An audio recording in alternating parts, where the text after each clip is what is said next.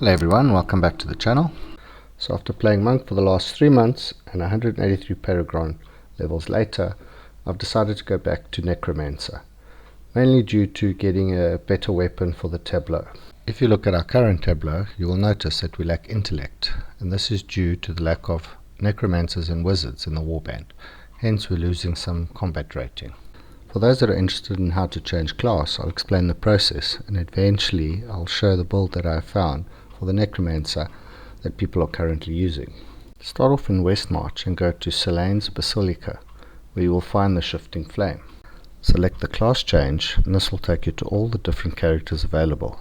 I'm selecting Necromancer for obvious reasons. Now that you've selected your character, click on Next. One final confirmation. It's also important to note that when you change class, the cosmetics that you received on the previous class are bound to that character and will not transfer to the new character. Click and confirm, and as simple as that, we are back to the Necromancer. The next few steps, you will see the gear being converted to reservist gear and actually keeps your previous gear intact, which you can store for a later time if you decide to go back to the previous class. We'll start with the Patagon tree, and an interesting thing I noticed is that it kept all the points allocated before I changed to Monk. After resetting the Patagon tree, I'll show you the final tree setup I'm going to start off with.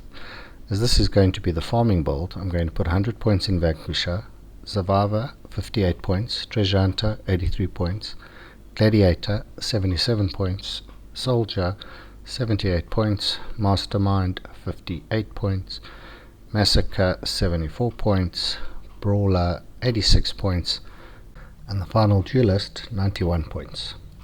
In summary, all the points allocated to the Patagon tree activate Vanquisher, and oops, seems I forgot 10 points on the Duelist tree, keeping in mind that I started with 705 points. I'll go over the build now I'm going to use for farming, not to make the video too long. Moving on to the skills, please keep in mind that I haven't played Necro in 3 months, so I'm not up to speed. But I'm going to start with Corpse Lance, Grimscythe, Bone Spirits, and Bone Armor. Looking at the essences, at the head I'm going to use Studied Menace, where Corpse Lance causes enemies to decay, dealing damage for 3 seconds and increasing damage by 90%. For the chest I'm going to use Flickering Warmth, where Bone Armor summons 3 bone spikes that orbit around you, damaging nearby enemies. Damage is increased by 18%.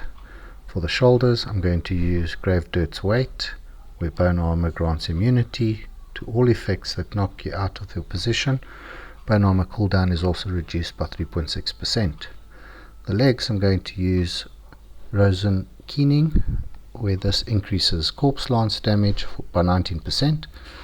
For the main hand, Communal Rib, where Bone Spirit has 20% chance to inflict fear on enemies lasting 2.4 seconds.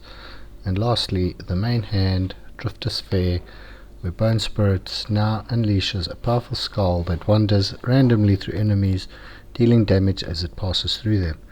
You have a maximum of 2 charge, and it increases damage by 18%. To have a look at the skills, there's Bone Armor with the Orbs, Grimscythe, and then Bone Spirits with the big skull. From here I'm going to save the armory and the current spec. Keep in mind I don't have any set gear due to switching classes.